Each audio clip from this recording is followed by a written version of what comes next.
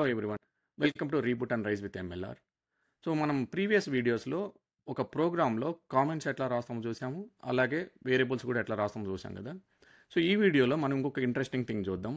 అదేంటి ఎగ్జాంపుల్, ఇప్పుడు మనం ఒక గ్రూప్ ఆఫ్ పీపుల్ ఉన్నారనుకోండి ఒక దగ్గర, వాళ్ళని పిలవాలనుకో, సపోజ్ ఈ పర్సన్ పిలవాలనుకో, లేదా ఈ పర్సన్ పిలవాలనుకో, ఈ పర్సన్ పిలవాలనుకో, ఎలా పిలుస్తాం మనం?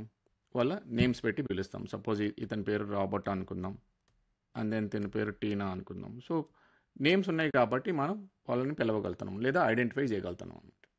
సో అలాగే ఇప్పుడు మనకి సాఫ్ట్వేర్లు కూడా, ఒక సాఫ్ట్వేర్ రాసేటప్పుడు మనం ఏం చేస్తాం? గ్రూప్ ఆఫ్ ప్రోగ్రామ్స్ రాస్తామని. సపోజ్ ఇప్పుడు నేను ప్రోడక్ట్ అనే ఒక ప్రోగ్రామ్ రాస్తాను, కేటగిరీ అనే ఒక ప్రోగ్రామ్ రాస్తాను, ఐటమ్ అనే ఒక ప్రోగ్రామ్ రాస్తాను. అట్లా మనకి ఒక గ్రూప్ ఆఫ్ ప్రోగ్రామ్స్ ఉన్నాయి అనుకో. సో ఇది ప్రోడక్ట్, ఇది ఐటము, ఇది కేటగిరీ అని చెప్పి ఎట్లా మనం వాటిని ఐడెంటిఫై చేస్తాం? ఎట్లా ఎట్లా మనం వాటిని ఐడెంటిఫై చేస్తాం? లేదా వాటి లోపల కొన్ని మెథడ్స్ రాసామనుకో, లేదా వాటి లోపల మనం ఒక వేరియబుల్స్ రాసామనుకో, ఇది మెథడ్, ఇది ఈ వేరియబుల్, ఇది ఈ మెథడ్, ఇది ఈ వేరియబుల్ అని మనం ఎట్లా ఐడెంటిఫై చేస్తాము? సో సిమిలర్గా మనకి నేమ్స్ ఎట్లా మనం పీపుల్కి ఇచ్చామో, ప్రోగ్రామ్స్కి కూడా మనం అట్లానే నేమ్స్ ఇవ్వాలన్నమాట. ప్రతి ప్రోగ్రామ్కి ఒక నేమ్ ఇవ్వాలి, దాని లోపల ఉన్న వేరియబుల్కి నేమ్ ఇవ్వాలి, దాని లోపల ఉన్న మెథడ్స్కి నేమ్ ఇవ్వాలన్నమాట. సో ఆ నేమ్స్ని మనం ఏమంటామంటే ఐడెంటిఫైయర్స్ అంటాం అనమాట. ఏమంటాం మనం? ఐడెంటిఫైయర్స్ అంటాం అనమాట. సో ఈ ఐడెంటిఫైయర్స్ మనం రాసేటప్పుడు ప్రోగ్రాంలో కొన్ని స్ట్రిక్ట్ రూల్స్ ఉంటాయి అన్నమాట. ఆ రూల్స్ మనం ఫాలో అవ్వాలి, కంపల్సరీగా ఆ రూల్స్ ఫాలో అవ్వాలన్నమాట. అవేంటో చూద్దాం ఇప్పుడు. సో మనం ఐడెంటిఫైయర్స్ రాసేటప్పుడు కంపల్సరీగా identifiers must begin with letter A to Z అని చెప్పారనమాట. సో మనం ఏ టు జెడ్తో బిగిన్ చేయాలి. ఏది క్లాస్ నేమ్ అయినా, మెథడ్ నేమ్ అయినా, వేరియబుల్ నేమ్ అయినా ప్రోగ్రాంలో రాసినప్పుడు ఏ టు జెడ్తో బిగిన్ చేయాలి, లేదా $సైన్తో బిగిన్ చేసుకోవచ్చు, లేదంటే అండర్ స్కోర్తో కూడా బిగిన్ చేసుకోవచ్చు అనమాట. సో ఎగ్జాంపుల్, ఇప్పుడు నేను ఒక ప్రోగ్రామ్ నేమ్ ప్రోడక్ట్ అని రాస్తున్నాను అనుకో, ప్రోడక్ట్ డాట్ జావా ఫైల్ అంటే ప్రోడక్ట్ క్లాస్ అని రాస్తే ప్రోడక్ట్ డాట్ జావా నేను సేవ్ చేస్తాను. అండ్ అవి వచ్చేటప్పటికి నంబర్స్తో స్టార్ట్ అవ్వకూడదు. అంటే నంబర్స్తో అంటే టు ప్రోడక్ట్ అని చెప్పి రాయకూడదు అనమాట. బట్ అదే నేను డాలర్ మ్యాక్స్ వాల్యూ అని చెప్పి ఒక వేరియబుల్ రాయొచ్చు, అట్లా రాయొచ్చు అనమాట. లేదా అండర్ స్కోర్ మ్యాక్స్ వాల్యూ అట్లా రాయొచ్చు, కానీ నంబర్తో స్టార్ట్ చేయకూడదు అనమాట. ఓకేనా? ఇది ఫస్ట్ రూల్. కంపల్సరీగా ఏ టు జెడ్తో కానీ, డాలర్తో కానీ, లేకపోతే అండర్ స్కోర్తో కానీ స్టార్ట్ అవ్వచ్చు, కానీ నంబర్స్తో మాత్రం స్టార్ట్ అవ్వకూడదు అనమాట. ఆ వేరియబుల్ నేము, మెథడ్ నేము, లేకపోతే ప్రోగ్రామ్ నేమ్. ఓకేనా? సెకండ్ రూల్ వచ్చేటప్పటికి, వన్స్ మీరు ఫస్ట్ లెటర్ ఏదైతే ఈ 3 రూల్స్తో రాశారో, దెన్ దాని లోపల నంబర్స్ యాడ్ చేసుకోవచ్చు అనమాట. సెకండ్ లెటర్ దగ్గర నుంచి మీరు నంబర్స్ యాడ్ చేసుకోవచ్చు, $సైన్ యాడ్ చేసుకోవచ్చు, లేకపోతే అండర్ స్కోర్స్ కూడా యాడ్ చేసుకోవచ్చు అని.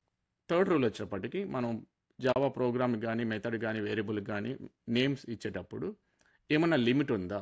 ఓకే, ఒక 10 క్యారెక్టర్స్, 20 క్యారెక్టర్స్ అట్లా లెంత్ ఇవ్వాలనే లిమిట్ ఏమైనా ఉందా అంటే, ప్రాక్టికల్గా అయితే లిమిట్ ఏం లేదనమాట.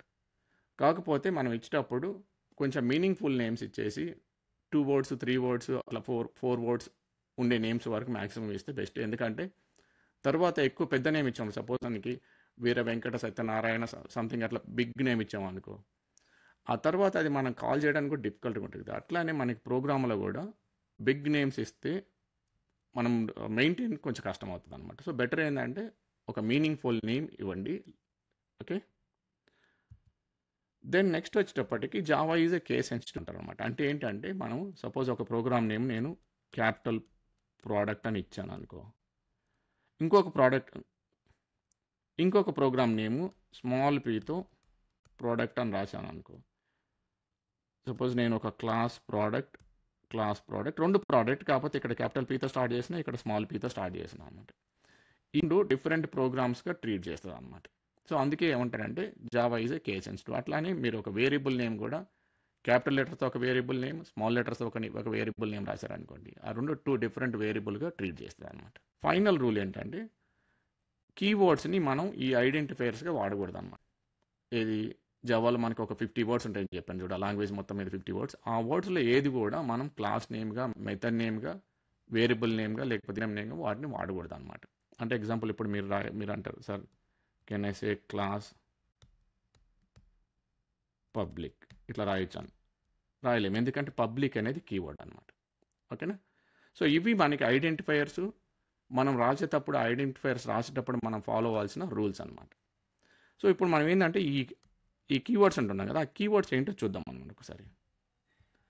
సో బేసిక్గా ఇవి మనకి keywords like abstract, asset, boolean, break, byte, catch, char, class, constant, continue, do, double, else, enum, extend, finally, float, for, go to, if, implements, finally, import, instance, interface. So ఇట్లా మనకి మొత్తం total 50 words ఉంటాయి అన్నమాట.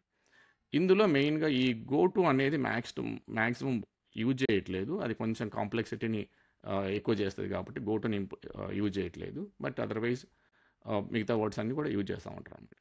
So ఈ words అన్నీ కూడా మనం ఇప్పటి నుంచి నెక్స్ట్ ఒక్కొక్క టాపిక్ వచ్చే కొద్దీ ఆ టాపిక్ ఎందుకు, అందులో ఏ వర్డ్స్ మనం వాడతామో మనకి క్లియర్గా ఎక్స్ప్లెయిన్ చేసుకొని మనం వాటిలో ప్రోగ్రామ్ కూడా రాస్తాం అనమాట.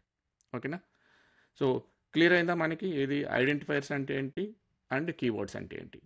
Okay, all right then, will see you in the next video. Until then, keep learning, keep coding. Thank you.